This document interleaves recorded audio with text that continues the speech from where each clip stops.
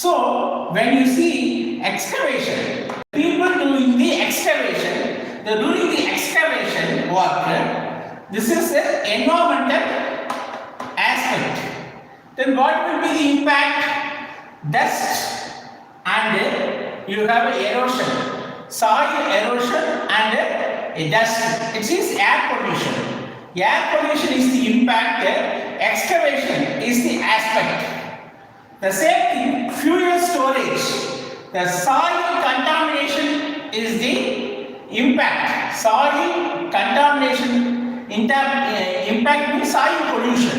It means here the aspect is fuel storage. Fuel storage is the aspect. Impact soil contamination. Then concrete works is an aspect. Then what will be the impact? Wastewater or water pollution or wastewater is the impact. So